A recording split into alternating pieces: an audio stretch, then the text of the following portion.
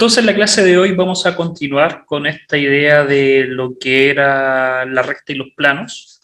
Ya habíamos definido en la última clase lo que era una recta, cómo definirla, y también cómo definir un plano y cómo crear un plano a partir de puntos, que con estos puntos creamos vectores y definiendo gracias al vector, al producto cruz entre vectores, podríamos generar la normal, que era ortogonal al plano, y de esta forma obteníamos como la dirección, fijar de esta forma el plano dentro de una dirección, que fue lo último que habíamos visto en clase, trabajar, y hasta hemos hecho un ejercicio de cómo determinar por medio de 3 puntos cómo se fijaba un plano. Uno, en resumen, tiene que darse cuenta que para poder, tiene que primero imaginar de que existe, para poder dibujar plano y recta, tenemos que estar en un espacio en 3 dimensiones, un R3, ¿ya? Es lo normal con los reales. Entonces, en este espacio, si nosotros quisiéramos fijar de todas las posibilidades, de todas las líneas rectas, de todas las rectas que podemos crear, para poder fijarnos solamente en una, es necesario tener 2 puntos. O también, como lo vimos en clase, un punto y el vector direccional. Pero el vector direccional nace de otra referencia, de un segundo punto. Entonces, esa es la opción, 2 datos para poder obtener lo que era la línea recta. Mientras que para poder fijar de todos los planos que existen en este espacio euclidiano, para poder fijar un plano, necesariamente necesitamos de todas las posibilidades 3 puntos, ya que con 3 puntos podemos fijar la orientación del plano. O también habíamos dicho que era a partir de de cierta cantidad de vectores. 2 vectores o la normal y un punto, y así sucesivamente. Son las combinaciones de 3 informaciones. La normal, recuerden que al tener el vector normal al plano, realmente para poder originar este vector necesitamos necesariamente tener los otros 2 vectores. Entonces igual tenemos esa información del trío. ¿Ya? Entonces, eso es como el resumen de lo que habíamos visto en la última clase, y era de cómo poder ejercitar, y habíamos hecho de cómo calcular esta fijación de planos y rectas. ¿Ya? Ahora, continuando con la idea, hoy día vamos a preocuparnos en la primera parte de interactuar este plano con estas rectas de cierta forma.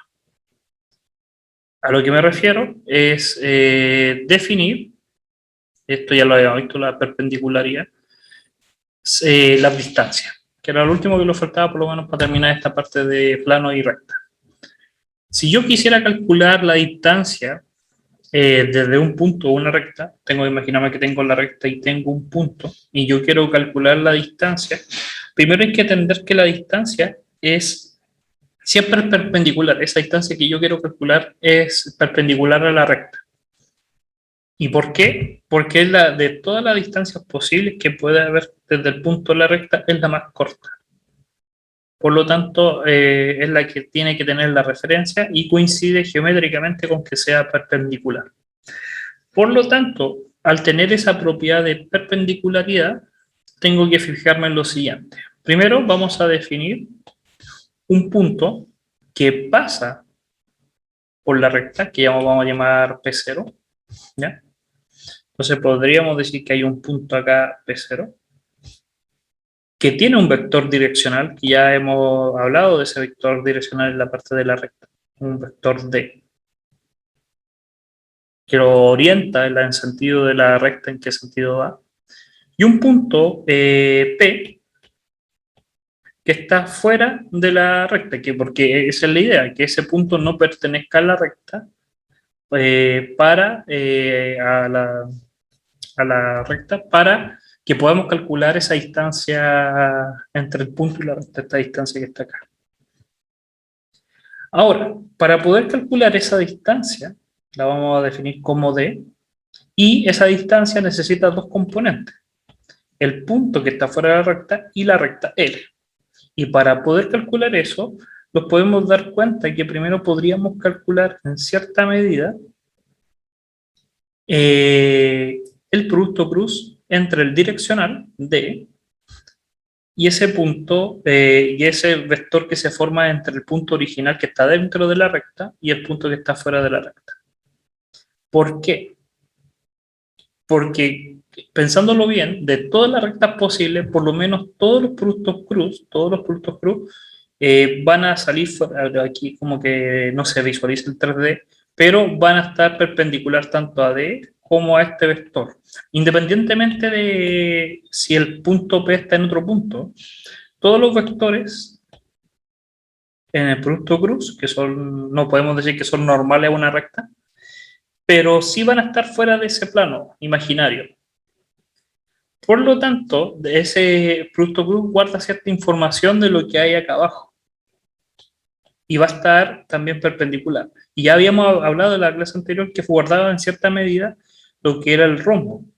Pero si yo divido ese rombo a un rectángulo, considerando en el mejor de los casos que fuese perpendicular, si yo lo divido por la magnitud de D, solamente me quedaría la distancia, el largo de ese cuadrado. Por eso la distancia del punto P hasta la recta L es simplemente la magnitud del producto cruz del vector direccional de la línea recta por el vector que se forma desde un punto cualquiera que esté en la recta hasta el punto que yo quiero calcular fuera de la recta, y con eso yo calculo el producto cruz. Y esa magnitud, si yo la divido por la magnitud del direccional, obtendría el otro lado del rombo que guarda la información del producto cruz, que sería justamente la distancia desde el punto, desde la recta hasta el punto. ¿Ya? Habitualmente la gente como que se memoriza esta fórmula, pero es bueno también entender de dónde sale, si son conceptos muy simples, y uno cuando ya los practica se da cuenta. El otro es que sí, ¿sí? No entendí bien cuál era el vector P0P. Ya, mira, voy a usar menos colores para entenderlo. Hay dos puntos, y los voy a poner con nombre. Este es el punto P, que está fuera de la recta, que me dice ahí que no pertenece a la recta, y en verde era el punto que pertenece a la recta, el P0. Entonces, desde acá hasta acá, yo podría llamarlo, no sé, llamémoslo vector A. Entonces la fórmula lo que te está diciendo es que para tú tener la recta, sí o sí, para conocer la recta, tú tienes que tener el direccional. Entonces, si tú calcularas el D cruz A en magnitud, lo que te va a dar, tú sabes, tú ya lo vimos en clase, te da un producto cruz que genera otro vector. Pero ese vector, la magnitud de ese vector, lo que guarda en información, que también lo vimos en clase, era la representación de un rombo y era el área que guardaba ese rombo. Entonces, yo sé que este producto cruz es magnitud porque es un número, lo que me va a guardar es la magnitud de D por la magnitud de A. Y por lo tanto, yo quiero saber la magnitud de A, que es la distancia entre el punto y la recta. Entonces, me queda ahí. Y esta, en vez de llamarla A, ya le digo distancia.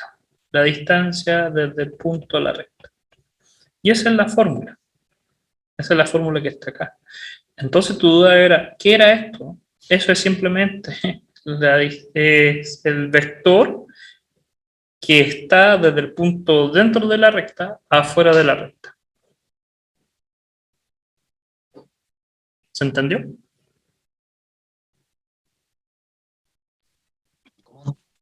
Dentro de la recta, afuera de la recta. ¿Cómo qué cosa? No, disculpa que como se te escucha cortado. ¿Qué cosa? Que que dijo recién que era como la distancia Es que entre el punto afuera. esto es un vector, no es una distancia. Un vector desde el punto que está dentro de la recta, un punto cualquiera de la recta que pertenece a la recta, que pertenece a las ecuaciones de la recta, y un punto que está fuera de la recta, que es el de gracia. Ya. Y eso es un vector, porque tiene una flecha arriba. Ese vector, lo que nosotros queremos al fin y al cabo es calcularle la magnitud a ese vector. Porque esa va a ser la distancia. Así, la distancia entre la recta y el punto. Pero el problema está que no conocemos ese vector. Porque esa es la pregunta. Entonces, lo que sí conocemos, así, porque uno dice, ya, pero si es re fácil, obtengo el punto, porque si yo tengo los dos puntos, si obtengo los dos puntos, podría calcular simplemente el vector y calcularle la magnitud. ¿Por qué tengo que usar toda esta fórmula? Porque hay muchos puntos dentro de la recta. Si ese es el problema, que no es, P0 puede ser cualquier punto. Y de todos esos puntos, todos generan el mismo producto bruto. Si yo me estoy asegurando, es como que esta fórmula lo que hace es que de todos los puntos dentro de la recta está calculando a todos la misma propiedad. Calcularle la distancia al vector, haciendo el producto cruz para que genere un vector perpendicular a ellos dos, y ese vector que guarda la información dividirlo por el direccional. Y así me aseguro que a todos tengan exactamente la distancia, que me esté diciendo realmente la distancia, la mínima. De todas las posibilidades, de todos los puntos, me está dando la mínima. ¿Ya? Pero tu duda era sobre qué era P0P, era un vector, no es la magnitud. ¿Ya? Porque esa es la pregunta, al fin y al cabo. Ahora, en un plano, si nosotros tuviéramos un plano, podemos hacer exactamente lo mismo. Fuera del plano, que haya un punto que no pertenezca al plano. Y la pregunta que los podríamos hacer es, ¿cuál es la distancia desde ese punto a ese plano? Pensando que esa distancia es la mínima posible, porque uno podría calcular muchas distancias a cualquier punto del plano, pero nosotros quisiéramos la mínima posible. Entonces, siguiendo la misma idea de estos vectores que se van formando, podríamos hacer lo siguiente, que para poder calcular la distancia desde un punto, ¿ya? Y un plano, la distancia entre un punto y un plano, simplemente lo que tendríamos que hacer es tomar la ecuación del plano, que habíamos hablado en la clase pasada, la ecuación del plano, ¿ya? Pero sustituyendo en cada variable, porque es un plano, tiene coordenadas x, y, z, en cada una reemplazar por ese punto. ¿Por qué? Porque sabemos que como el punto no pertenece a la recta, no va a cumplir esta ecuación, no la puede cumplir, porque si la cumpliera, sería parte del plano. Recuerden que habíamos hablado de que para que un punto cualquiera, voy a poner un punto P, P2. Este punto P2, si llegase a pertenecer al plano, sus coordenadas, sus variables, si yo las reemplazara en x y z, me van a dar igual 0, porque pertenece al plano. Pero si yo reemplazo un punto que no pertenece, no me va a dar 0, me va a dar un número. Ese número, para asegurarme más encima la magnitud, porque esto va a ser un número, la magnitud de ese número, solamente el valor positivo, si yo lo divido, porque es distancia, me interesa la parte positiva, si yo esa la normalizo, porque me da un número muy grande, si yo la normalizo respecto al plano, ¿qué significa tomar las constantes del plano A, B y C? Calcular la magnitud sería ax cuadrado más bx cuadrado más c cuadrado. En raíz, lo que voy a obtener es la distancia entre el punto y la recta. En este curso, por si acaso, por parte de coordinación, no se va a centrar en la demostración, por lo menos de esta parte, de cómo uno puede demostrarla, porque es una clase completa. Simplemente teniendo un poco la noción, sí, recién demostré un poco la de arriba. Pero esta es simplemente entender eso. Volviendo a explicar, volviendo a entender. Si yo quiero calcular la distancia entre un plano y un punto, tengo que evaluar ese punto dentro del plano. Me puede dar negativo o me puede dar positivo, pero como yo quiero calcular una distancia, tengo que calcularle la magnitud. Y a esa magnitud la normalizo respecto al plano, a las componentes A, B, C del plano. Y esa va a ser la distancia entre el plano y el punto. ¿Ya? También, pero menos sentido tiene, pero igual se puede hacer, la distancia entre dos rectas. Hay que entender que para que podamos calcular la distancia entre dos rectas, necesariamente esas rectas tienen que ser paralelas. Porque si se llegasen a tocar, podríamos decir que la distancia es cero. ¿Ya? Entonces, necesariamente, esas rectas tienen que tener, por lo menos, la recta tanto, llamemos L1 y L2, ¿ya? Tienen que pasar por puntos distintos y los direccionales, voy a poner el direccional D1 y el direccional D2, tienen que cumplir lo siguiente. Que primero, si yo quiero hacer que estas rectas, porque voy a tener que dibujarlo en 3 dimensiones para que entiendan el ejemplo. Déjenme dibujar en 3 dimensiones.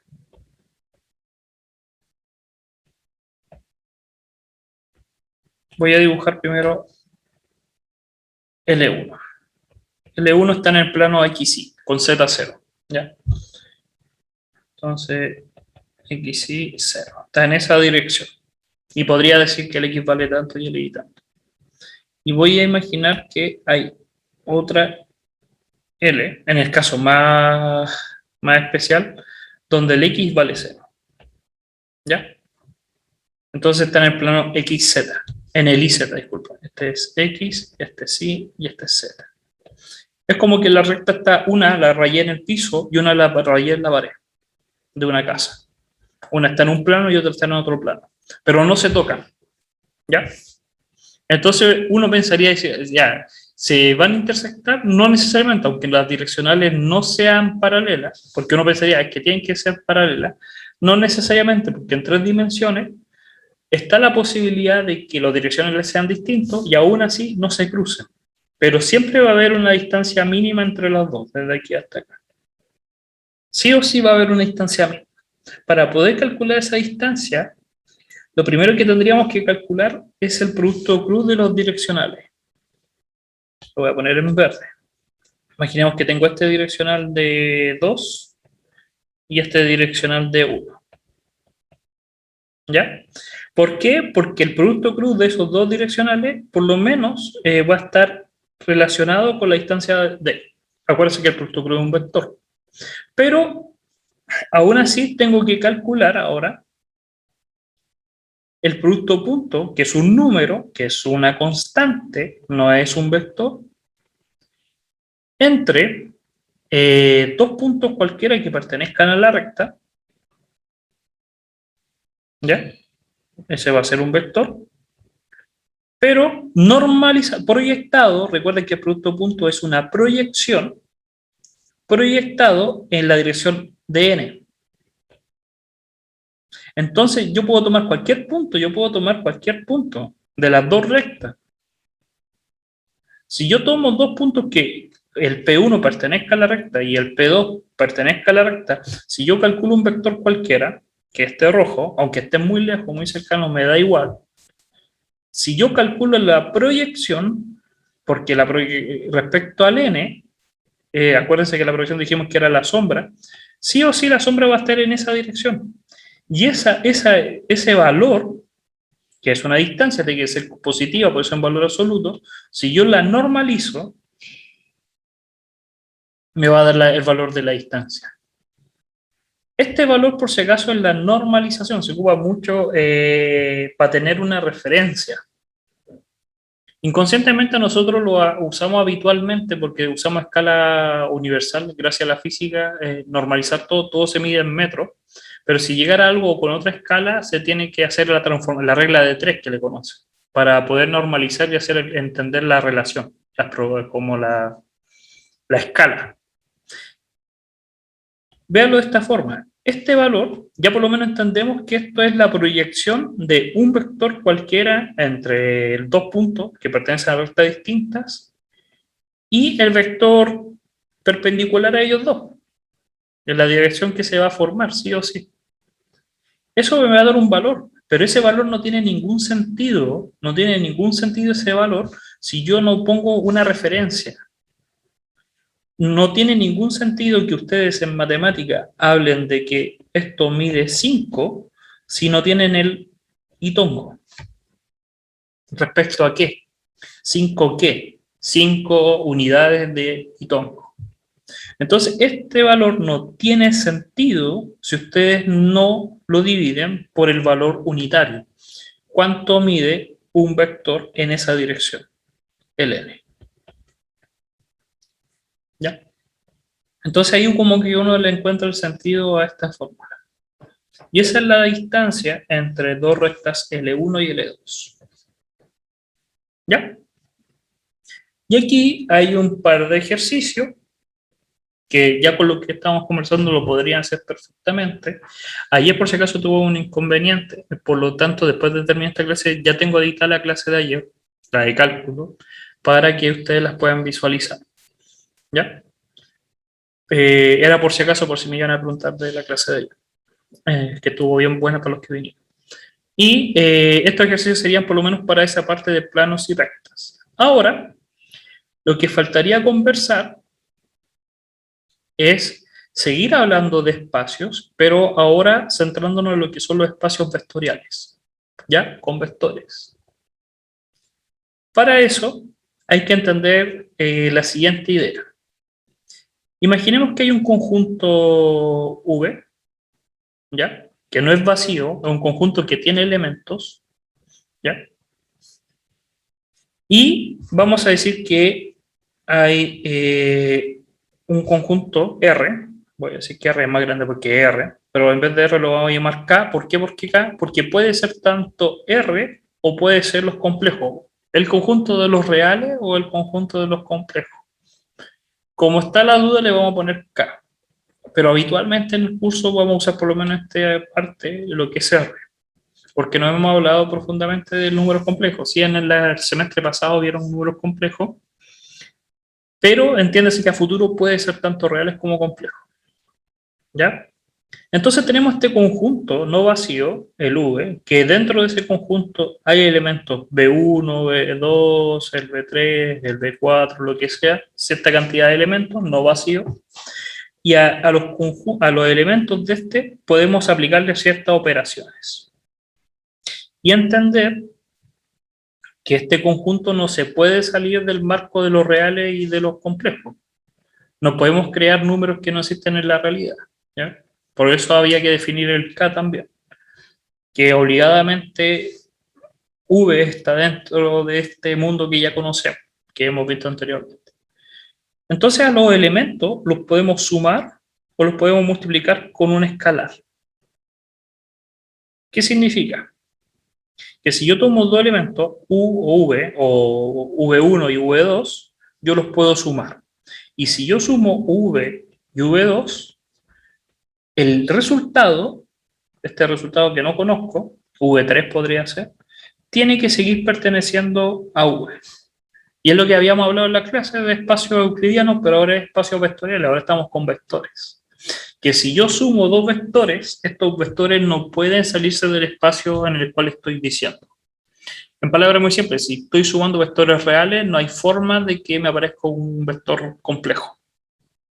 A menos que esté sumando vectores complejos, y ahí estaría en el espacio complejo. ¿Ya? Y podría multiplicar un vector por una constante y que pertenezca a real o complejo, si lo sigo multiplicando con un real, y el resultado sigue siendo un vector que está dentro del mismo espacio. Ejemplos. Si tuviera el B1, imaginemos que es el 1, 0, un vector, porque estamos con vectores, matrices columna o matrices de fila, y tengo un B2, que es 0, 1, yo estos vectores los puedo sumar y siguen estando en el espacio, podría decirlo, de lo real, el doble, vamos a llamarle B, donde ves cualquier vector de la forma AB. Entonces, si llegase a sumar B1 más B2, lo que voy a obtener es un 1, 1, y el 1, 1 sigue siendo de la forma A, B. Y podría tomar el B1 y multiplicarlo por una constante, y podría obtener otro vector que sigue estando dentro del espacio AB, donde el A sería 3 y el B sería 0. Es lo mismo que habíamos hablado en el espacio euclidiano, pero ahora con vectores, ¿ya? Y por lo tanto, vamos a decir ahora, no euclidiano, pero vamos a decir que es un espacio vectorial, ¿ya? Un espacio vectorial, si cumple lo que ya habíamos hablado anteriormente, que cumple tanto la suma como la multiplicación en producto punto. Hay que definir muy bien ese producto porque estamos en vectores. Tiene que ser conmutativo en la suma, asociativo, tiene que existir el neutro, tiene que haber un, sí o sí, y esto es lo más importante, casi todos caen, tiene que haber un vector neutro, porque necesariamente tiene que ser como el origen de este espacio vectorial. Tiene que estar el inverso, el neutro multiplicativo, que es el 1, la distributivo, y también la otra forma de distribución entre la suma y la multiplicación. ¿Ya? Todo lo que ya conocíamos anteriormente, pero ahora todo con vectores. ¿Ya? Y vamos a distinguir, por lo menos en este curso, que cuando veamos un V o elementos de este conjunto, se llaman vectores. Y los vectores, como vimos en clases anteriores, son matrices, pero que son o filas o son matrices columnas. Son de la forma 1, n, o también otra gente lo escribe como n1. Columna o fila. ¿Ya? Y eso van a ser los vectores, mientras que a los números, a los escalares que ya conocíamos, los vamos a llamar escalares, que pertenecen solamente al espacio de los reales o complejos, o un número complejo o un número real. ¿Ya? Entonces, Rn, ejemplo, ya habíamos hablado anteriormente de eso, ejemplo, el R2 es cualquier conjunto de números A a B, es un espacio vectorial, 2, 3, 4, 5, 6, habitualmente usamos nosotros hasta el R3, porque estamos en 3 dimensiones, pero también les dije en clase que podríamos usar un R4, un R5, un R6, lo que nosotros quisiéramos. Que lo podemos visualizar, no se va a poder, porque vivimos en un espacio en 3 dimensiones, pero entiéndase que puede existir un R5 o un R4. ¿Ya? Y eso es un espacio vectorial, porque si yo sumara elementos entre dos vectores que cumplen eso, sigue dándome un vector en R4. Si lo multiplico por una constante, sigue dándome un vector en R4. Tendría que probar con cada una de estas para ver si cumple. El vector neutro está porque es 0, 0, 0, 0. El vector 1 también está. ¿Ya? Entonces existen esos vectores en R4, en R5, en R6, más que es conmutativo y asociativo y distributivo, que me permite que yo pueda decir que tanto el R4, el R5, el R6 son espacios vectoriales. ¿Ya? Pero estos vectores, si son reales, no hay forma que yo cree un espacio en los complejos. Vuelvo a decir, si trabajo con reales, no puedo crear complejos. Por lo tanto, no es un espacio en la parte compleja. Reales con reales, complejos con complejos. De la misma forma que un elemento de R3, ya lo habíamos hablado en clase anterior, no puede generar un R4. No se puede. No podríamos subir hacia arriba, porque está obligado a pertenecer a R3. Y como los vectores son matrices, las matrices en sí también son espacios vectoriales. Ya que recuerden que una matriz, un vector es una matriz, muy especial, pero es una matriz, por lo tanto cumple las matrices también estas propiedades. ¿Ya? Volviendo un poco a los cursos anteriores, MAT 021, los polinomios también son espacios vectoriales. ¿Ya? Y acá en este curso, para referirnos a un polinomio, vamos a usar esta sutil. Aquí falta un n, por si acaso. A ver, déjenme ver si está abajo, no lo pusieron. Aquí falta un n. Un r, ejemplo, r2x, lo que significa que sería un polinomio de grado 2. Sería de la forma a0 más a1x más a2x cuadrado. Que falta un n ahí, por si acaso. Entonces, para los polinomios, cuando lo referimos a un polinomio, vamos a decir que el polinomio pertenece a los reales, todas las constantes, de grado tanto, que faltó el grado ahí, y lo estamos refiriendo a un polinomio que llega hasta n. ¿Ya? Y podemos hacerlo también con cualquier otra funciones también, que sean dentro del espacio de los reales. Una función que vaya de real a real, podemos sumar, que ya entendemos que podemos sumar funciones y podemos multiplicar funciones. Por lo menos eso lo vimos en la parte de cálculo. Que si yo tengo una función g y una función f, las puedo sumar y esa función sigue estando dentro de los espacios que yo espero. Y tanto igual que si fuese multiplicado por una constante. Por lo tanto, y hay funciones 0 y funciones 1 y todo, por lo tanto, es un espacio vectorial. ¿Ya? Entonces, esa es la idea. En resumen, lo que tenemos que entender es que todo lo que habíamos hecho anteriormente, primero recuerden más atrás, primer semestre, el primer curso de matemáticas, todo lo que hicieron con números reales, sumar, multiplicar, asociatividad, distributividad y todo eso, se puede hacer con espacio euclidiano, que eso fue la clase pasada. Y todo lo que hacíamos con el espacio euclidiano, ahora lo podemos definir como espacios vectoriales, todo hacerlo con vectores. Y estamos dando otro ejemplo por si acaso. Pero, en palabras muy simples, todo lo que hemos visto hasta ahora se puede representar como vectores. Todo, hasta los polinomios se pueden representar como vectores. Pero hay que ser bien ordenado y explicar muy bien cómo se van a hacer esas transformaciones. ¿Ya? Entonces, ejercicio, sea X un conjunto cualquiera no vacío. Entonces tenemos definido un conjunto X, que dentro de este conjunto no es vacío, por lo tanto al no ser vacío tiene elementos, ¿ya? Pero un conjunto, dice un conjunto, entonces X es un conjunto de números, 1, 2, 3, 4, no dice espacio vectorial, dice conjunto. Y un espacio vectorial, V, entonces tenemos por otro lado un espacio vectorial V, que cumple la suma y cumple la multiplicación, punto. Por lo tanto, es un espacio vectorial. Y podemos definir lo siguiente, podemos definir una función o una serie de funciones que pueden interactuar de la forma elementos del conjunto y los vectores. Como la siguiente relación. Podríamos tomar cualquier elemento del conjunto X y convertirlo en un elemento del conjunto V. Tomar cualquier elemento, no sabemos realmente qué elementos son, pero tomar una serie de conjuntos y convertirlo al espacio vectorial. ¿Ya? Y lo que lo están pidiendo es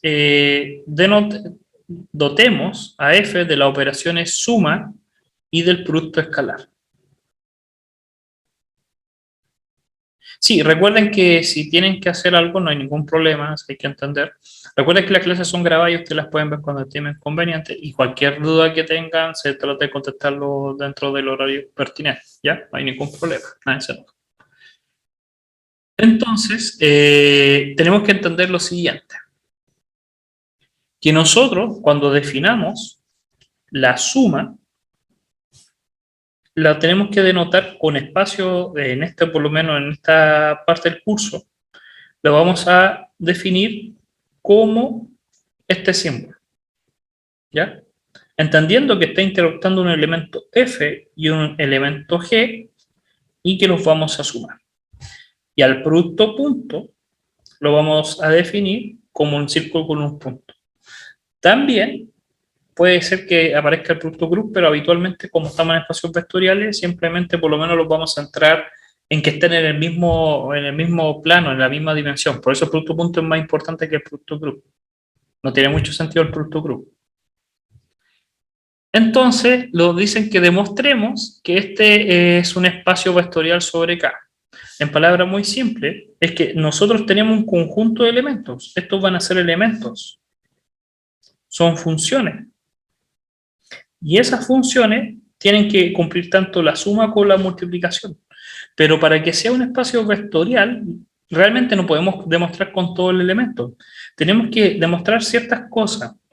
Que existe el neutro en la suma, que existe el 1 en la multiplicación, que la suma siga dando, ¿ya?, un elemento y que pueda sumar y multiplicar al mismo tiempo. Basta con que yo demuestre eso y cumple la idea. Déjeme buscar un ejemplo, que acá abajo había un ejemplo. ¿Dónde está? ¿Dónde está? ¿Dónde está? ¿Dónde está? ¿Dónde está?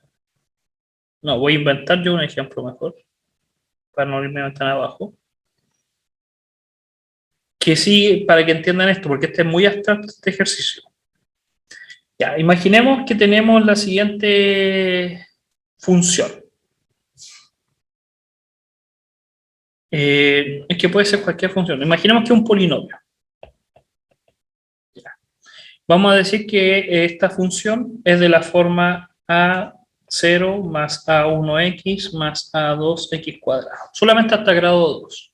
Por lo tanto, todas esas funciones, todos los elementos, podemos tomar los valores de x, los elementos a1, podríamos tomar los elementos a0, a1 y a2 y convertirlos, porque lo está diciendo, en un vector. De la forma a0, a1 y a2, que serían las constantes, y entendiendo que cada una de estas podría tener cierta variable en x.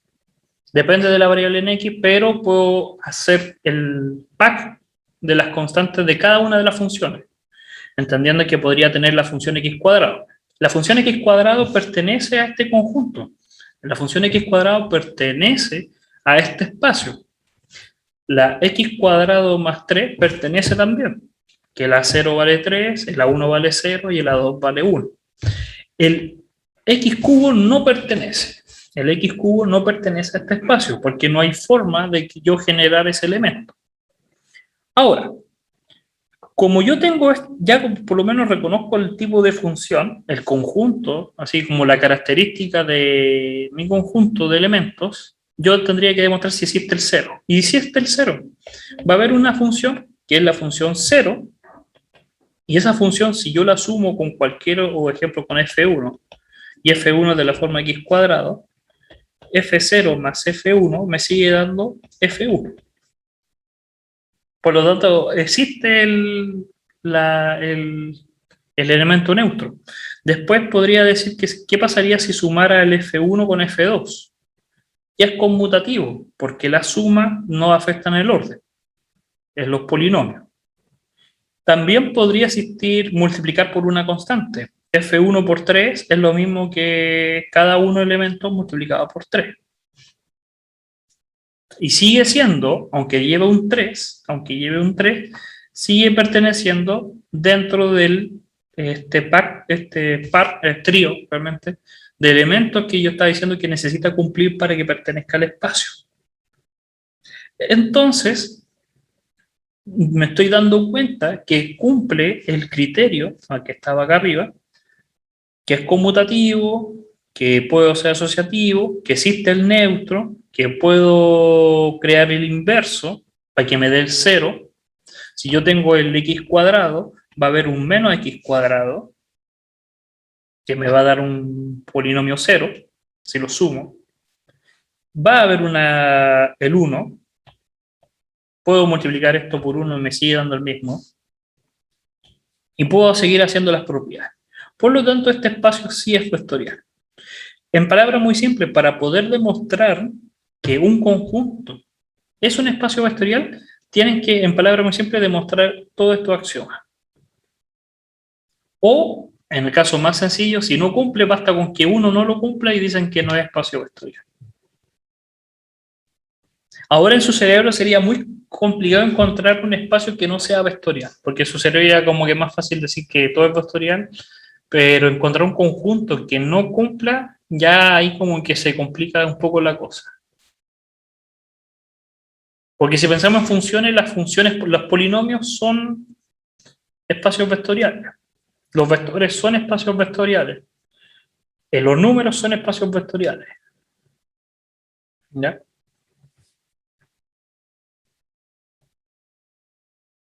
Ahora, dentro de ese espacio, de este espacio que nosotros definimos, V, nosotros podríamos crear subespacios, W1 o V1 y W2, para no ocupar los V. Entonces, dentro de un espacio, imaginemos que ya tenemos definido el espacio vectorial, un polinomio. Vamos a seguir usando el ejemplo polinomio para entender lo que el que más habituado ustedes han utilizado. Imaginemos que tengo el espacio de los polinomios tal que sean de la forma A0 más A1X más A2, hasta grado 2, simplemente. Puede ser cualquiera, pero yo me gusta hasta el grado 2. Donde A1, A0, donde A1, A2 y A3 pertenecen a los reales, para que queden R.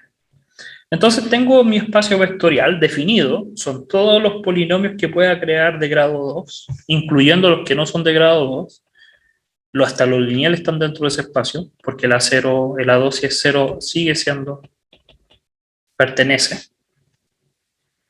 Y yo dentro de ese espacio vectorial, yo puedo crear subespacios vectoriales. Podría llamar al W1 como lo siguiente. Eso. Todas las funciones polinómicas de grado 1. Y fíjense que cumple.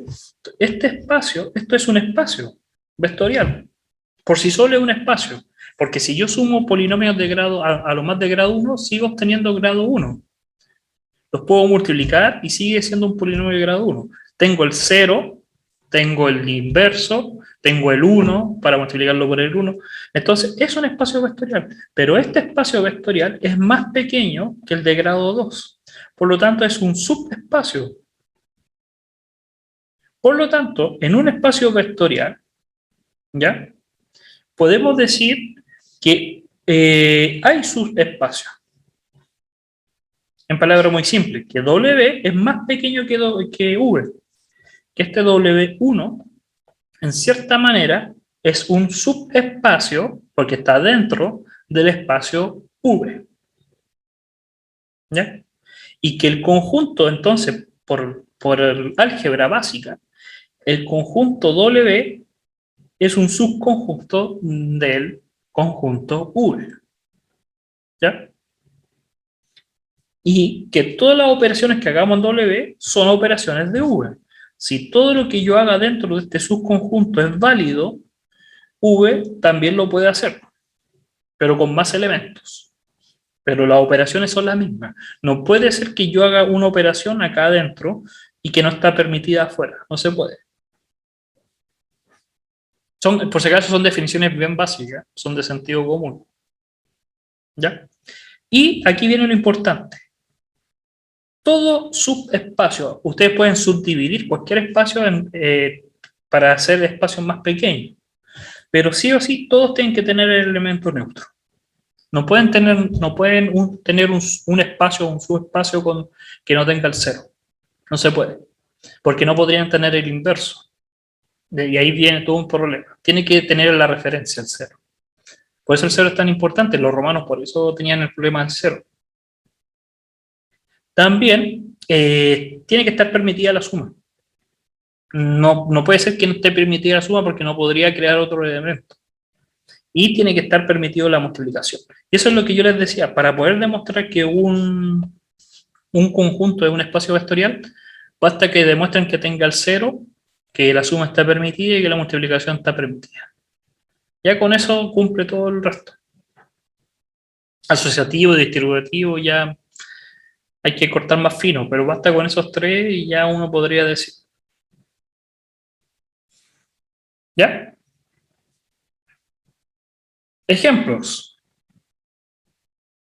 ¿Ven que aquí está el n ahora? Los polinomios. Los polinomios de grado menor o igual a n son subespacios de R de cualquier grado. Cualquier subespacio de grado 2 o de polinomios de grado 3 o de R4 son subespacios del Rn hasta el infinito. Las matrices simétricas y las antisimétricas son subespacios de las matrices. Acuérdense que las matrices simétricas y antisimétricas tienen ciertas propiedades. ¿Ya? Y estos son ejemplos, hay muchos más ejemplos de que uno podría obtener. Pero recuerden que tienen que sí o sí pasar por cero. Por eso fíjense en la 2, dice, todas las rectas que contengan el origen son subespacios. Yo no podría crear un conjunto que no tenga el origen, que pase por cero. Igual que los planos, tienen que pasar por cero. Las matrices simétricas, acuérdense que hay simetrías que también podrían tener cero. Y los vectoriales, y la antisimétrica. ¿Ya? Un ejemplo. Tomemos en consideración lo siguiente. Los dice, y aquí, mira, este ejemplo me gustó porque cuando lo vi, quiero ver si ustedes entienden lo que hay que hacer. Como cualquier cosa de álgebra, que está en la parte de complementos, si ustedes no saben leer, no saben ni siquiera lo que tienen que hacer. Entonces, dice, sea W definido por esto. Lo están diciendo que el W es un espacio. Y lo que hay que verificar es que este espacio es un subespacio de R3. ¿Ya? Entonces, eso lo están pidiendo. Que nosotros demostremos que W, que cumple toda esta característica, y eso es lo que quiero que me lean y que me expliquen, es un subespacio de R3, donde R3, recuerden que son polinomios a lo más de grado 3. Ya. ¿Alguien me podría decir qué es lo que, línea por, así, espacio por espacio, qué es lo que dice? Lo primero, lo más fácil. ¿Qué es lo que dice acá en azul?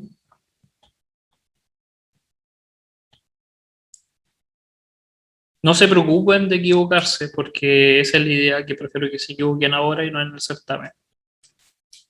¿Qué es lo que dice ahí?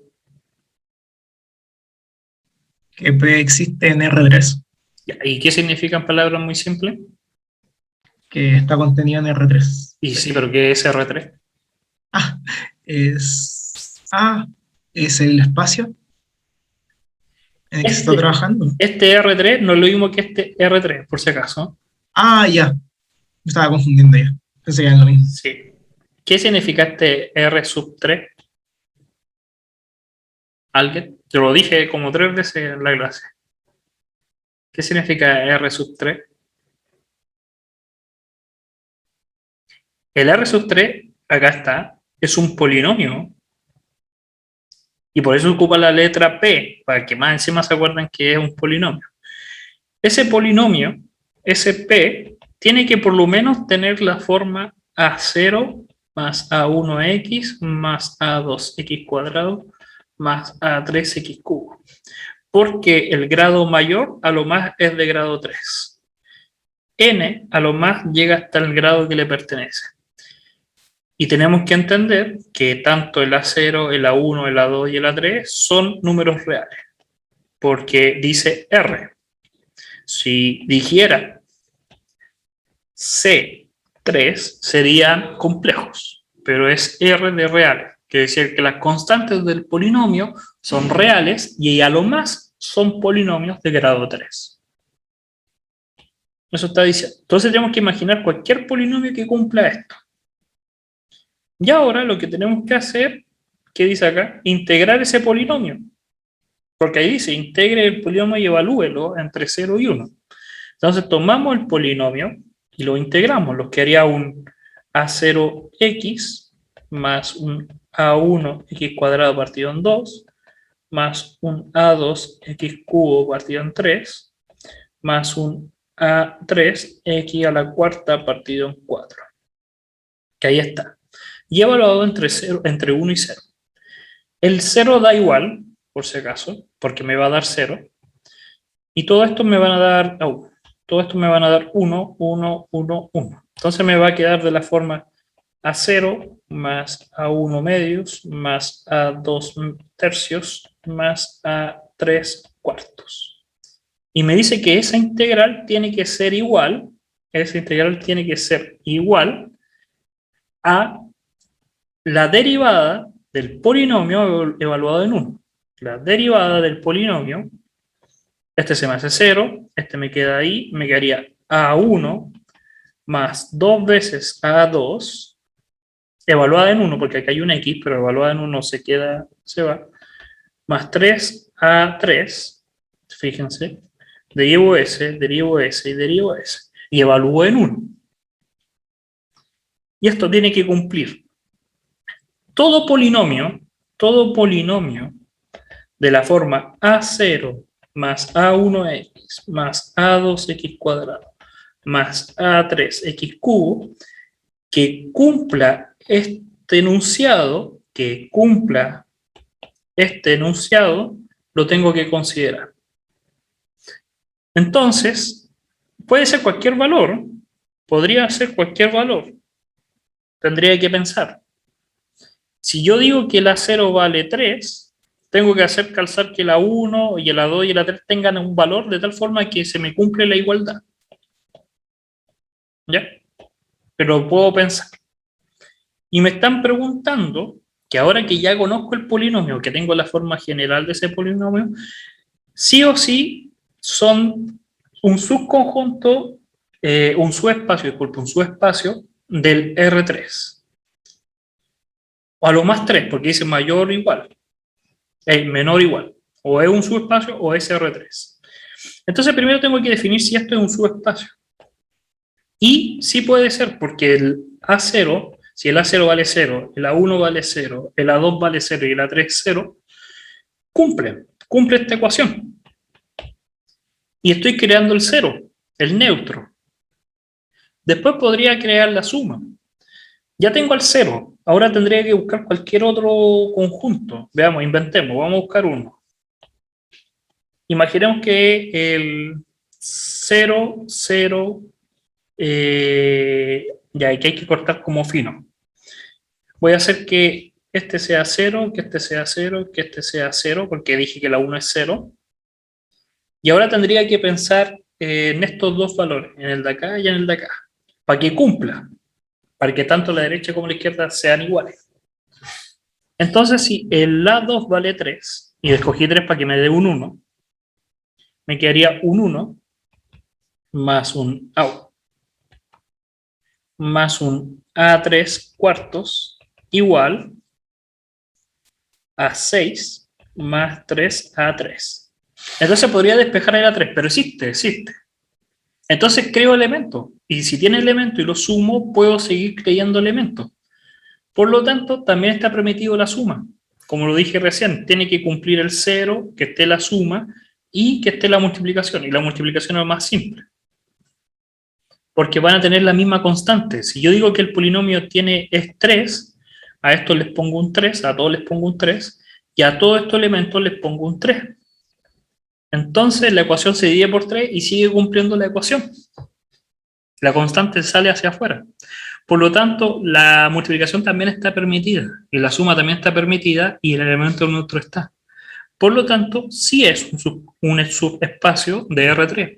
Y no es de mayor que R3 porque los polinomios están definidos hasta R3. No existe el A4.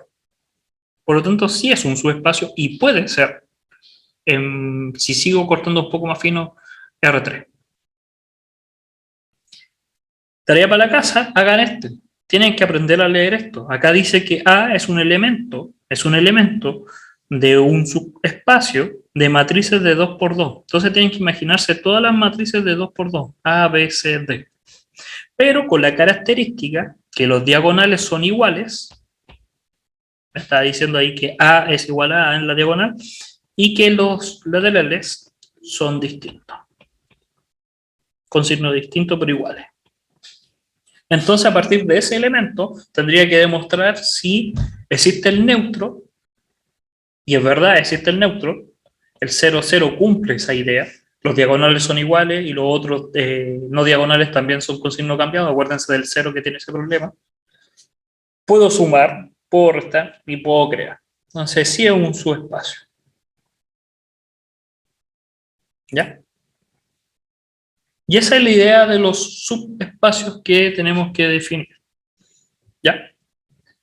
Ahora, si yo tengo más de un subespacio, si tengo el V, y dentro de este espacio V tengo dos subespacios, ahora con dos subespacios, puede ser que la intercepción siga perteneciendo. Eso quiere decir que puedo pensar que estos se van a interceptar. Que en un caso muy favorable se pueden interceptar o no intersectar. No hay ningún problema, por eso dice menor hasta 0. Acuérdense que el 0 pertenece al espacio. O también que la suma sigue perteneciendo al espacio. Que si yo tomo un elemento de este y tomo un elemento de este, si lo sumo, sigue dándome un elemento fuera de los dos más grandes. No obligatoriamente pertenezcan a los subespacios, pero sí por lo menos sigue estando en V. ¿Ya? Acá, por si acaso, en este ejemplo, es la tarea que le estaba tirando, pero es el de las matrices de 2×2. Demostrar que sí cumple eso. Y un par de ejercicios que con lo que hemos hablado ustedes lo pueden hacer. ¿Ya? Entonces con eso ya terminaríamos lo que es subespacio. Lo único que nos faltaría ver son combinaciones lineales de subespacio, lo que vamos a entender como combinación lineal, y el subespacio generado. ¿Cuál es el problema? Y escuchen bien acá porque esto queda grabado y estamos por terminar. Sí, estamos por terminar. La clase de cálculo, por lo menos ya está al día. Con la clase de ayer alcanzamos a pasar hasta la clase 10. Pero esta clase nos falta ver esto de sus combinaciones lineales. Y quiero darle un buen énfasis a esta combinación lineal. El lunes es feriado, por si acaso. El lunes es feriado. Pero el martes no. Entonces el martes tenemos clase justo de complemento. Y por eso voy a dejar esta clase para el día martes. Esta clase tenía que haberse pasado hoy, pero estábamos medio atrasados, igual por culpa mía, pero quería profundizar un poco más las cosas. Por lo tanto, si a mí me preguntaran qué es lo que entra para el sábado, para la prueba del sábado, entra hasta esta clase, hasta la clase 10, que la vamos a ver el próximo martes. Pido las disculpas correspondientes. Podría pasarlo ahora, pero no, son 16, pero son súper rápidas, hay mucho relleno. Y ya pasamos hasta las 5, hasta aquí yo llego a las 5. Pero le quiero hacer un ejercicio simplemente. Quiero por lo menos gastarme el tiempo en la otra clase para entender bien esto. ¿Ya? Pero el de cálculo no, por eso no estoy preocupado porque el lunes es feriado, pero alcanzamos a estar al día. Para el certamen entra en cálculo hasta la clase de ayer, que ahora lo voy a subir inmediatamente, y en la parte de álgebra entraría hasta la clase del día martes que vamos a tener. ¿Ya? Eso. Entonces, traten de repasar, por favor, de repasar el contenido que ya están a pronto el certamen. Se entiende que mañana tienen el certamen de física, pero aún así deberían estudiar un poco el cálculo el fin de semana, no relajarse. Y lo estaríamos viendo en la próxima semana, ¿ya? La hora de consulta, por si acaso, ya está habilitada. Por lo menos yo entiendo que el coordinador mandó la lista o la puso en aula con toda la hora de consulta. La de nosotros es mañana. No me acuerdo bien el bloque, pero es la tarde y es un link especial, no es el de la clase. Pero está en el aula. El aula, el coordinador subió los links de todos los paralelos con toda la hora de consulta. ¿Ya? Eso. Cuídense, que les vaya muy bien. Lo estamos viendo. Chao, chao. Profe, gracias. Ya, profe.